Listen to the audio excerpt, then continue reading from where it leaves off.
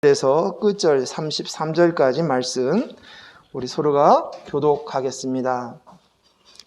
제가 먼저 22절 읽겠습니다. 아내들이여 자기 남편에게 복종하기를 죽게 하듯 하라.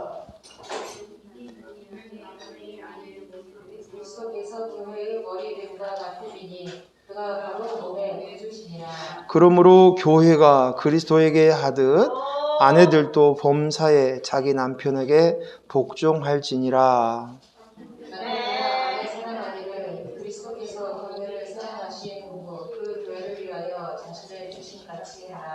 이는 곧 물로 씻어 말씀으로 깨끗하게 하사 거룩하게 하시고 자기 앞에 영광스러운 교회로 세우사 태나 죽은 자 살 것이나 이런 것들이 없이 거룩하고 흠이 없게 하려 하심이라.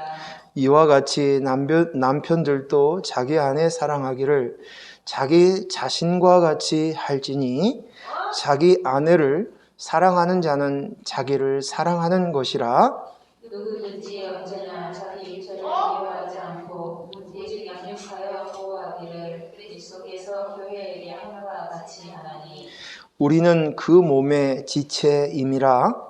그러므로 사람이 부모를 떠나 그의 아내와 합하여 그 둘이 제가 되지니. 이 비밀이 크도다. 나는 그리스도와 교회에 대하여 말하노라. 그러나 너희도 각각 자기 아내 사랑하기를 자신같이 하고 아내도 자기 남편을 존경하라. 아멘. 아멘.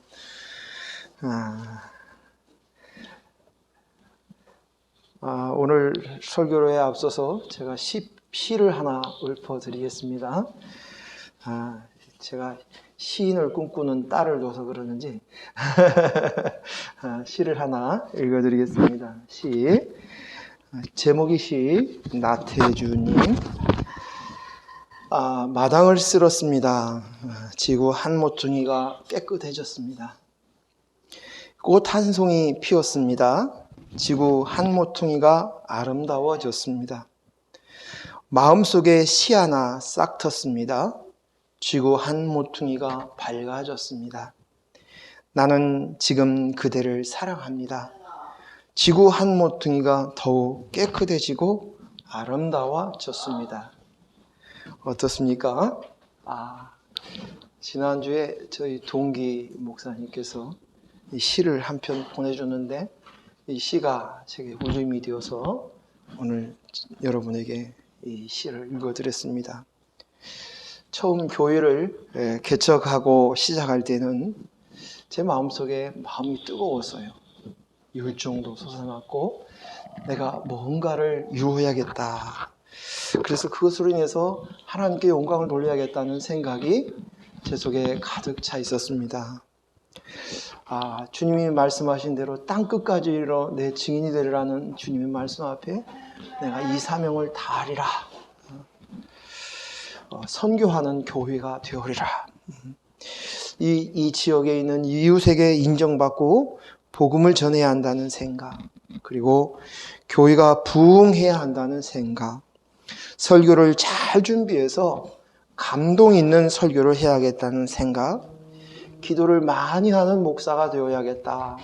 그래서 하루에 적어도 2시간 아니면 성도 그 기도 시간마다 성도의 이름을 하나하나 불러가면서 기도해야지 등등.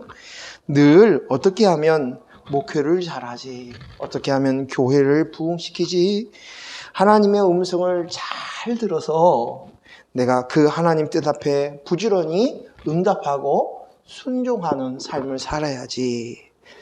그리고 내 속에 하나님 앞에 은사가 많았으면 좋겠어요. 그것으로 인해서 성도들에게 유익이 끼쳤으면 좋겠고 살아계신 그 하나님을 나를 통해서 드러내기를 소원하는 마음도 제 마음속에 간절했습니다. 그런데 이제 교회 설립 18주년을 만나고 나서 돌이켜보니 하나님께서 말씀하시는 것은 오늘 내 입술을 통해서 내 이웃 주민들, 우리 성도들이 바뀌어지고 변화되기를 원했는데 그게 아니라 제 속사람에게 복음을 전하고 계셨습니다. 하나님께서는 내가 네가 참 교회인 것을 네가 알아. 그래서 교회가 교회다워지기를 원하신다라는 그 하나님의 뜻을 이제서야 조금씩 깨닫고 곱씹어 가고 있습니다. 어제 우리 성경을 한 구절씩 조금만 찾아보면서 한번 교회, 몸된 교회를 생각해 보도록 하겠습니다. 마태복음 5장 13절에서 16절까지 말씀인데,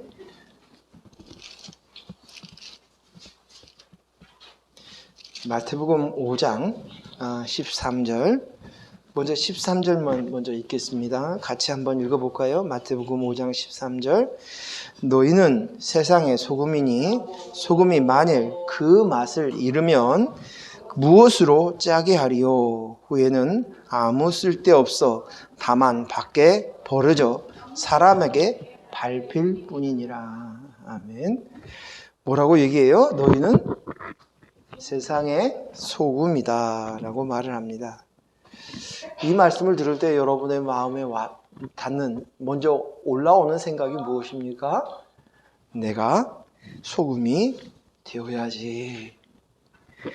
소금은 맛을 잃으면, 짠기를 잃으면, 짠맛을 잃으면 다시 회복이 불가능하다고 합니다. 그러니까 짠기를 잃은 소금을 다시금 짠맛을 회복하는 것은 불가능하다는 거예요. 그 소금 자체를 바꾸는 것은 불가능하다는 것입니다.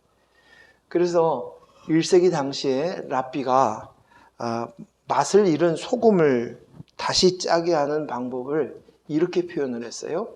맛을 잃은 소금을 다시 짜게 하는 방법, 그것은 노새의 태반으로 짠맛을 회복하라. 이게 뭐냐면 당시 1세기의 유머예요. 난센스예요. 난센스. 뭐예요? 노새는 생식기관이 없어요. 그렇죠? 그래서 태반이 있을 수 없는 거예요. 근데 소금을 노반의 태반으로 소금을 기를 회복하라고 이야기한다는 말은 소금을 다시 짜게 할 수 있는 방법이 없다. 이 말을 유머로 섞어서 이렇게 돌려서 이야기하는 것입니다.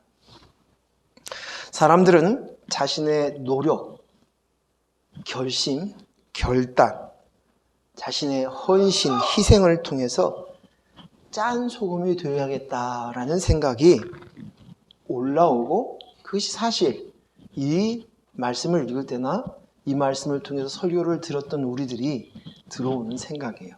안 그렇습니까? 저도 그랬어요.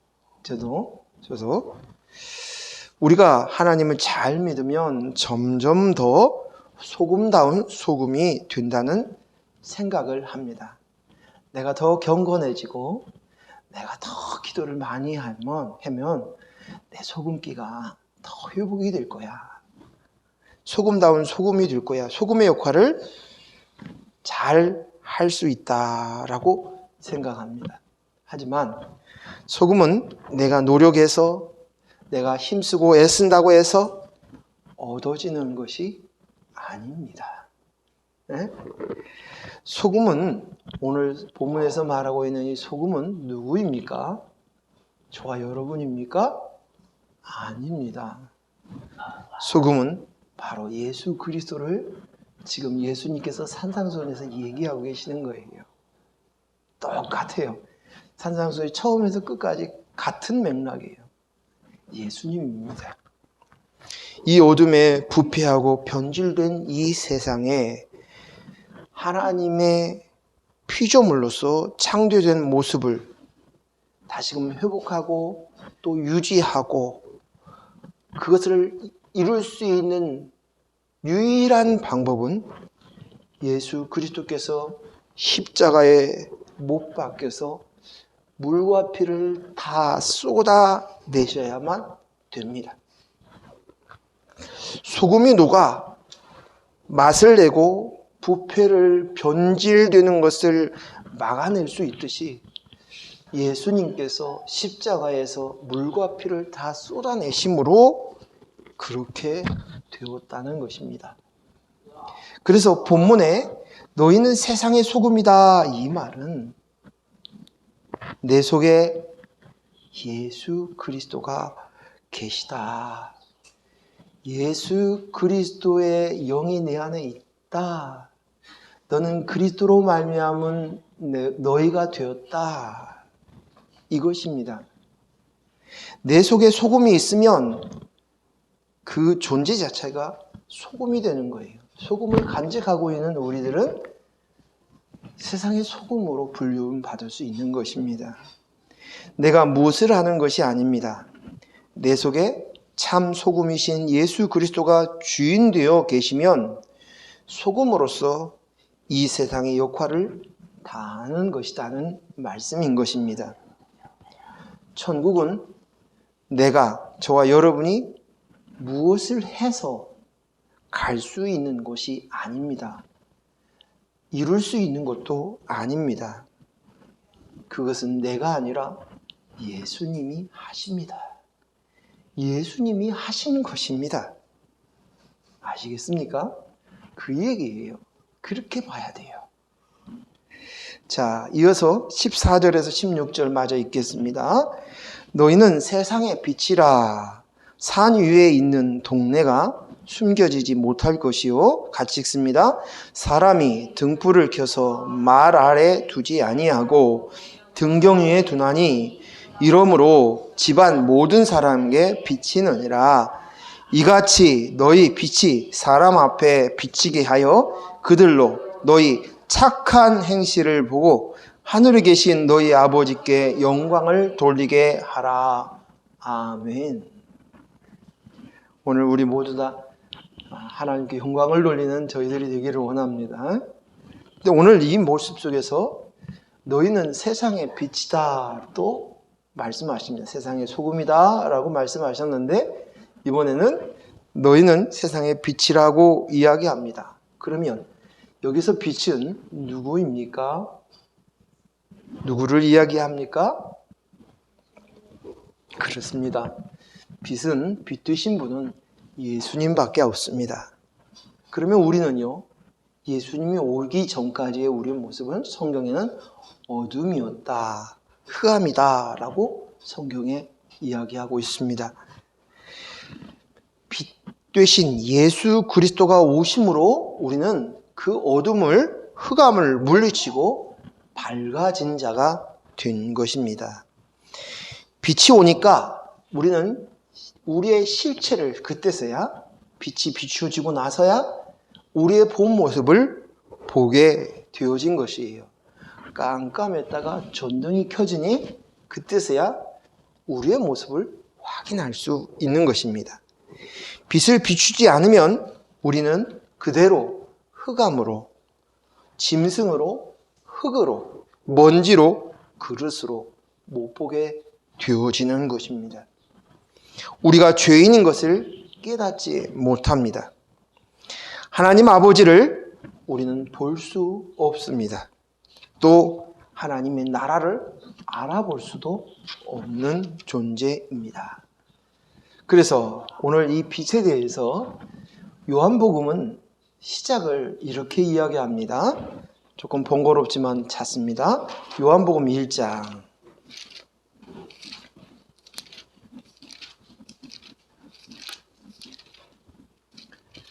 자, 2절부터 볼까요? 2절에서 9절까지 우리 같이 읽습니다.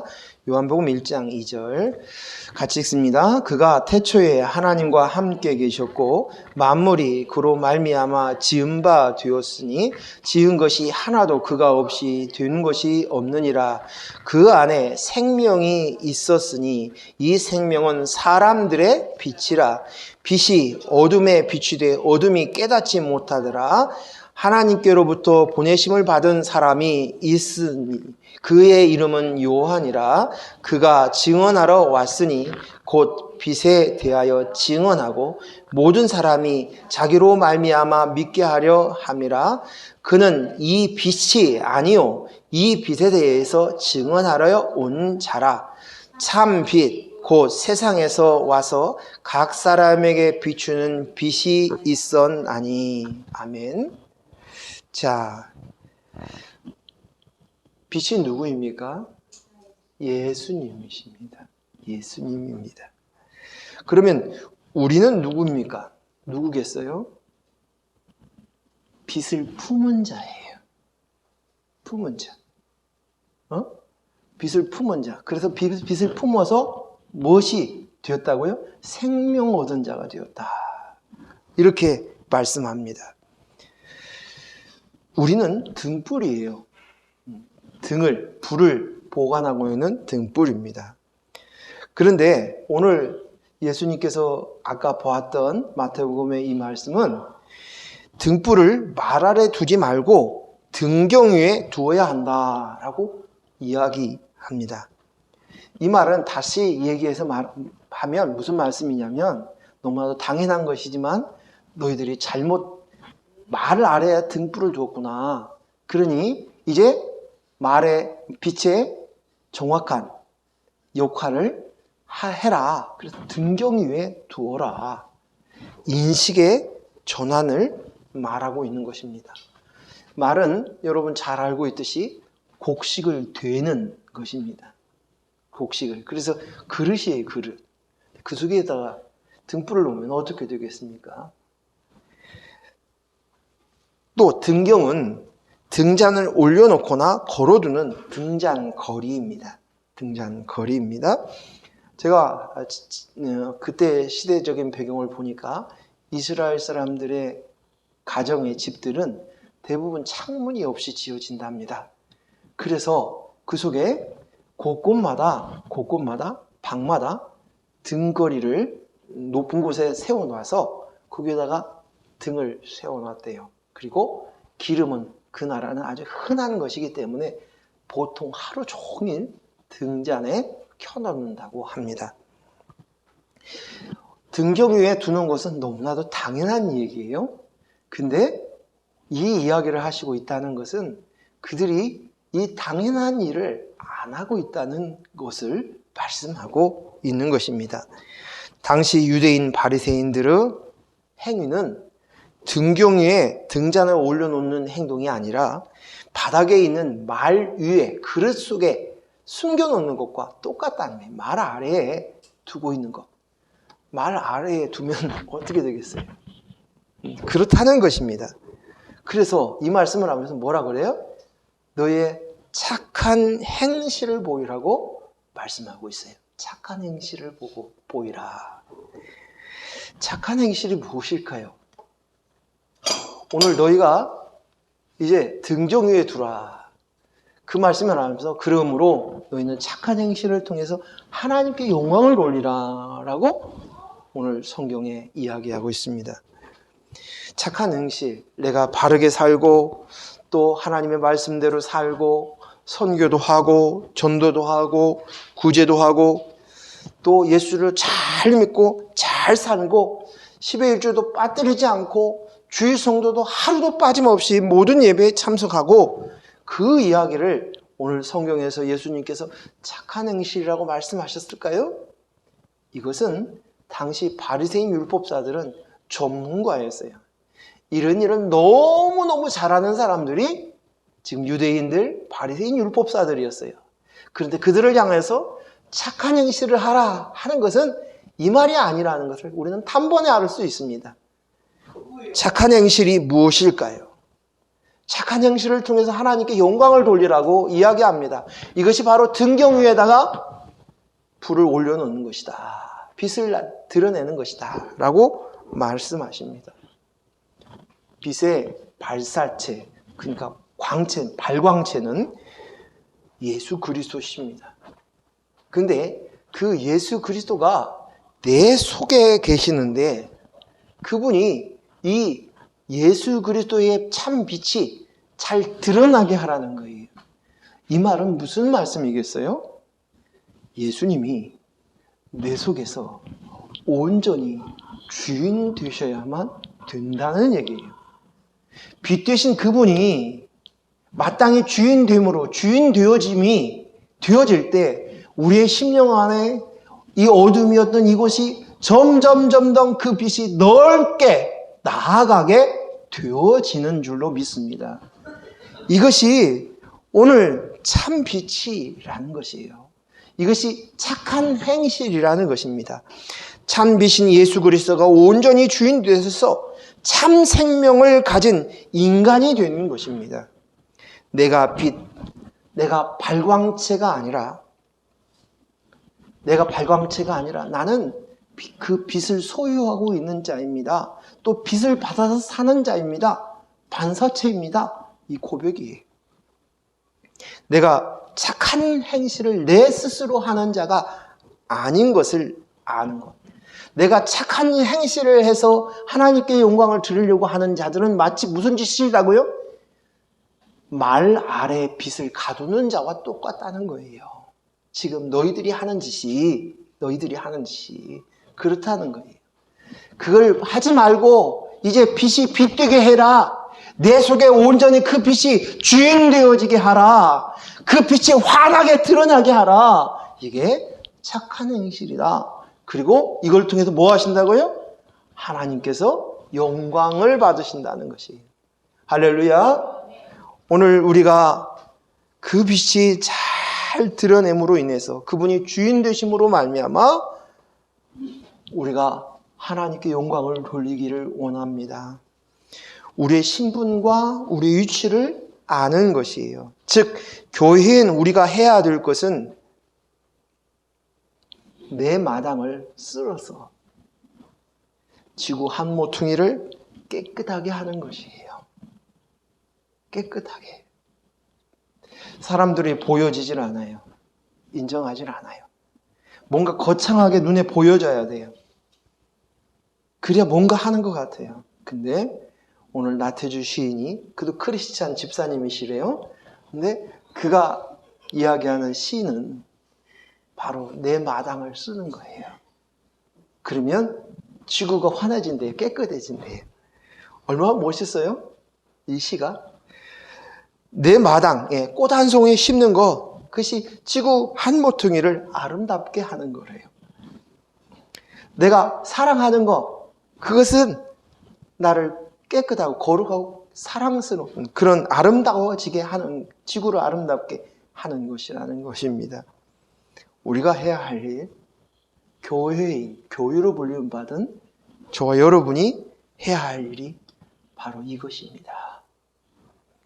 교회가 빛이 되고 소금이 되려고 하는 것을 이제 멈추어야 돼요.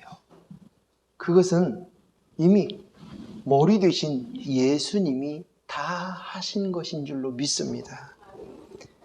우리는 그 빛이 잘 드러날 수 있도록, 그분이 온전히 주인 되을 수 있도록 하는 착한 행실을 해야 할 줄로 믿습니다. 자, 그래요. 그러면서 오늘 또 한 구절 더 보겠습니다. 지난주에 사실은 말씀을 마태복음 5장 41절 가지고 심리까지 가라라고 했는데 그 뒤에 42절까지 보려고 했었습니다. 그래서 5장 42절 말씀을 보겠습니다. 마태복음 5장 42절 같이 읽겠습니다. 마태복음 5장 42절 읽습니다. 시작. 내게 구하는 자에게 주며 내게 꾸고자 하는 자에게 거절하지 말라라고 말씀하십니다. 네? 그러니까 오리 심리 말씀에 이어서 이 말씀을 하셨으니까 같은 맥락의 말씀일 것이라고 우리가 짐작할 수 있죠. 이 말씀을 들을 때 우리가 어떤 마음이 먼저 올라오냐면, 그러면 누구든지 나에게 구하고 꾸고자 하는 것은 무조건 나눠줘야 돼? 내가 그렇게 갑부야? 나도 없는데? 나도 못 사는데? 내가 가진 것이 너무 부족한데? 그런데 이것을 나누라고? 무조건 주라고? 힘들어. 생각만 해도 스트레스가 돼요. 그래요? 간혹 교회에서 이제 이 얘기를 하니까, 교회를 설립하고 얼마 안 됐을 때였어요. 근데 교회 와가지고 그 어르신들이 와서 이렇게 손을 벌리는 거예요. 손을 벌리는. 근데 그때는 더 가난했죠. 가난했고 힘든데, 근데 그분들한테 오라고 하는데 빈손으로 보낼 수가 없는 거죠. 그래서 그냥 손에 있는 것들을 이렇게 해서 줬는데 한 번은 어떤 사람이 자기가 교통비가 떨어졌다는 거예요. 그냥 완전히 제가 속았어요. 그리고 자기가 일했던 사람들이 같이 와가지고 일감이 취소되는 중에 다시 고향으로 돌아가는 돈이 없으니까 교통비를 내라는 거예요. 그 얘기가 의심도 가기는 갔지만 그래도 믿어줘야 된다는 생각이 들어갔어요. 그래서 지갑을 열어가지고 홀라당 있는 전부를 줘버렸어요. 그랬더니 이야기를 언젠가 이렇게 있는데 어떤 목사님이 저가 똑같이 당해가지고 얘기를 하는 거예요. 아, 그때서야 속았구나. 그렇습니다. 많은 범민이 있어요. 근데 오늘 성경에 이렇게까지 써져 있는 거예요. 나에게 구하고자 하는 사람, 그 사람에게 줘. 꾸고자 하는 사람한테 반드시 주라는 거예요. 반드시 주라는 거예요. 이 말씀이 무슨 말씀일까요? 무슨 말씀일까요? 이 말씀 앞에 우리가 큰 고민을 가질 때가 많습니다. 그런데 이 말씀은 그리스도인인 교회가 어떠한 것인가를 가르칩니다. 이 말씀을 잘 살펴보면 내가 지금 구하고 꾸어는 자는 없는데 나는 가지고 있는 거예요. 내가 뭔가를 가지고 있어요. 응? 그래서 나누어 줄 수 있는 존재라는 거예요. 이 말씀의 전제가.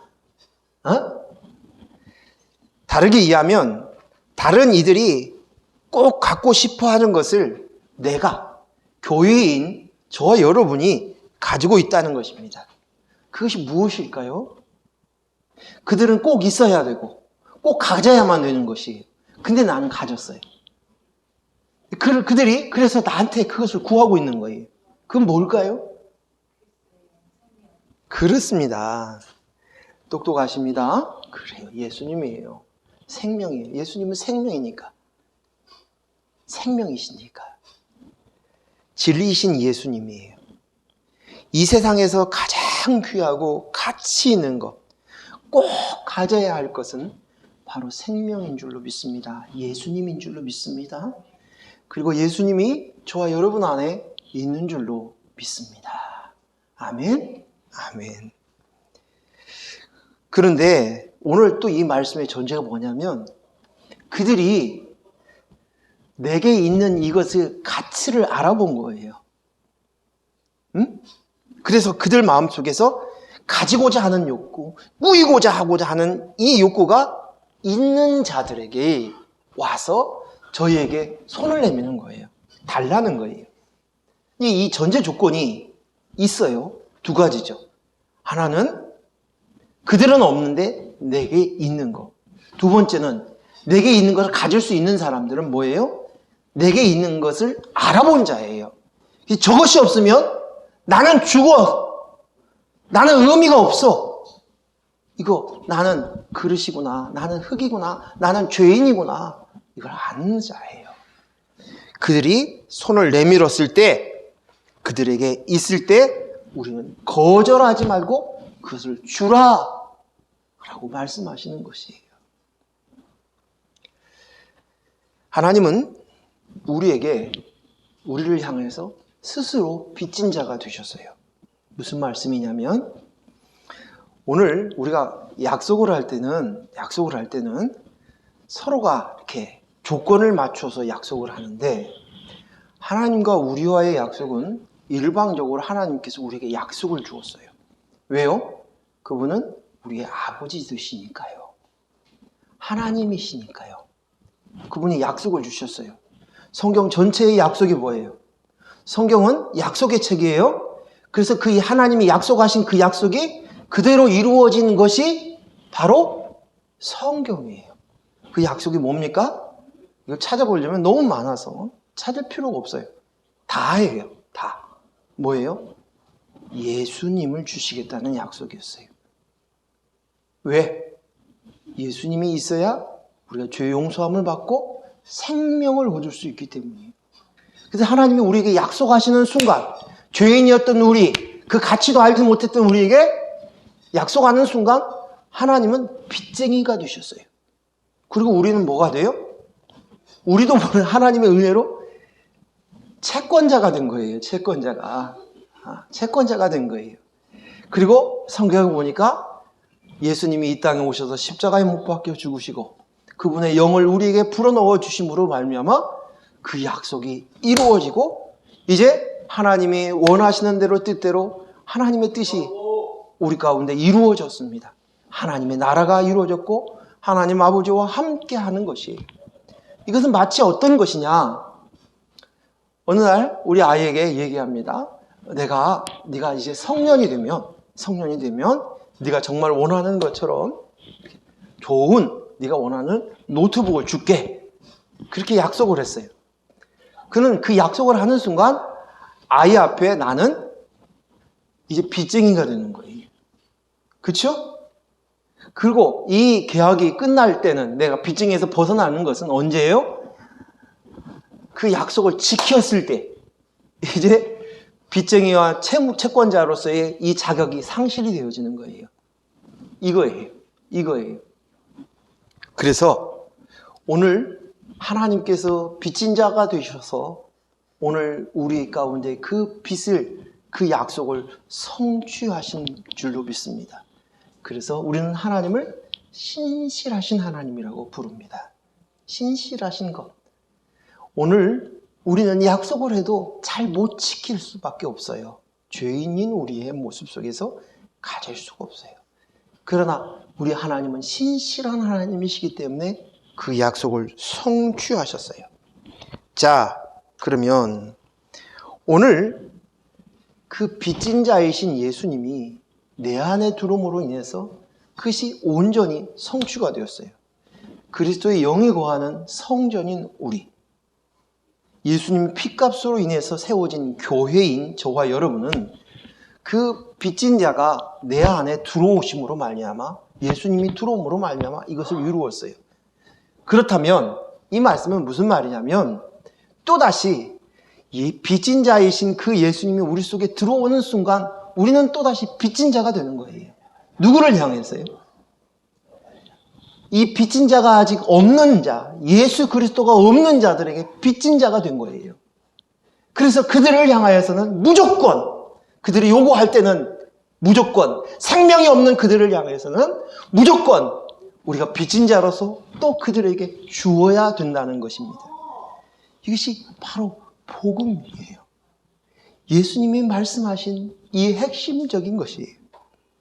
오늘 우리가 참 빚진 자의 삶을, 교회가 빚진 자의 삶을 사는 것, 빚진 자라라는 의미가 바로 여기에 있습니다. 오늘 우리가 교회로서 빚진 자의 삶을 다하는 저와 여러분, 하나님의 교회가 되기를 소원합니다. 이제 말씀을 정리하면서 오늘 읽었던 에베소서 말씀을 가지고 말씀을 나누겠습니다. 에베소서 5장 우리가 읽었던 말씀 한 번만 다시 보겠습니다. 제가 읽어드리겠습니다. 아내들이여 자기 남편에게 복종하기를 주께 하듯 하라. 이는 남편이 아내의 머리됨이 그리스도께서 교회의 머리됨과 같음이니 그가 바로 몸의 구주시니라. 그러므로 교회가 그리스도에게 하듯 아내들도 범사에 자기 남편에게 복종할지니라. 남편들아 아내 사랑하기를 그리스도께서 교회를 사랑하시고 그 교회를 위하여 자신을 주심 같이 하라. 이는 곧 물로 씻어 말씀으로 깨끗하게 하사 거룩하게 하시고 자기 앞에 영광스러운 교회로 세우사 티나 주름 잡힌 것이나 이런 것들이 없어 거룩하고 흠이 없게 하려 하심이라. 이와 같이 남편들도 자기 아내 사랑하기를 자기 자신과 같이 할지니 자기 아내를 사랑하는 자는 자기를 사랑하는 것이라. 누구든지 언제나 자기 육체를 미워하지 않고 오직 양육하여 보호하기를 그리스도께서 교회에게 함과 같이 하니라. 우리는 그 몸의 지체임이라. 그러므로 사람이 부모를 떠나 그의 아내와 합하여 그 둘이 한 육체가 될지니 이 비밀이 크도다. 나는 그리스도와 교회에 대하여 말하노라. 그러나 너희도 각각 자기 아내 사랑하기를 자신같이 하고 아내도 자기 남편을 존경하라. 아멘. 오늘 이 말씀을 우리는 그동안 계속 부담스럽게 보아요. 남편이 이래야 돼, 아내가 이래야 돼 라고 얘기하는데, 오늘 이 말씀을 전체적으로 읽어봤을 때 무엇을 하나님이 가르쳐 주시는 것을 보고 계시는 것 같아요. 남편아, 아내를 네 몸처럼 사랑해. 아내들, 남편이 머리인 것을 알고 순종해야 돼, 존경해야 돼. 이 말씀을 하려고 하시는 것이 아니라 그리스도가 그래서 교회에서 하신 것, 그것을 가르쳐 주신 거예요. 그래서 마땅히 교회인 너희가 어떻게 해야 될 것인가, 여기에 초점이 맞춰져 있는 것입니다. 이것을 도덕적으로 윤리적으로 남편은 이래야 된다, 아내는 이래야 된다를 가르쳐 주려고 하는 것이 아니라 남편과 아내의 관계를 통해서 그리스도와 교회의 관계를 설명하고자 하는 것입니다. 오늘 이 본문에서 아내는 누구를 뜻합니까? 아내는 저와 여러분인 교회를 뜻하죠. 그치요? 그래서 오늘 여기에서 나는 남자인데요, 남편인데요, 나는 여자예요, 아내예요, 그래서 여자만 들으라는 이 말씀이 아니라 교회인, 성경에서 교회를 향하여 여자라고 말씀하셔요. 그래서 남자든 여자든 상관없이 오늘 교회인 우리가 들어야 될 말씀이에요. 남편은 누구예요? 그리스도지요. 그리스도입니다. 그리고 그리스도가 하신 일을 오늘 성경에서 보여주시는 것입니다. 부부가 남편이 아내가 이렇게 사랑해야 돼 하는 율법적으로 가르치려고 오늘 이 말씀을 하신 것이 아니라는 것입니다. 성경은 모두 복음입니다. 성경은 모두 다 예수님을 가르치고 있어요. 예수님이 그리스도다라는 것이에요. 무조건 다 이것을 가르쳐 주시는 이야기인 것입니다. 교회의 머리는 그리스도다. 이것이 오늘 이 말씀의 핵심이에요. 머리가 너희가 아니라 너희는 지체고 몸이고 머리는 그리스도다. 이 이야기를 한마디로 이야기하면 이 이야기예요. 오늘 에베소서의 말씀이 우리가 몸인데도 불구하고 머리 노릇하는 것 멈추라고 얘기하시는 것이에요. 너는 아내지, 교회지, 남편이 아니야. 남편이 머리가 아니야. 이것입니다. 오늘 우리는 선악과를 따먹고 선악과의 사고방식으로 무엇이든지 선악을 나누려고 해요. 이것은 무슨 말이에요? 내가 하나님인 거예요. 선악을 나눌 수 있는 분은 오직 하나님뿐입니다. 그런데 선악을 나누고자 하는 욕망 속에서 선악과를 따먹었다는 것을 보여주시는 것이 오늘 우리는 끊임없이 내가 머리 되어서 선악을 나누려고 한다. 그 말씀이에요. 이것을 멈추고 이제 몸으로서 그리스도에게 복종하라. 이 이야기를 하시는 것입니다. 내가 그리스도가 하신 것처럼 머리 노릇하고 자기가 죽어서 자기가 십자가에 죽으려고 합니다. 자기가 헌신하려고 합니다. 내가 율법을 잘 지키려고 합니다.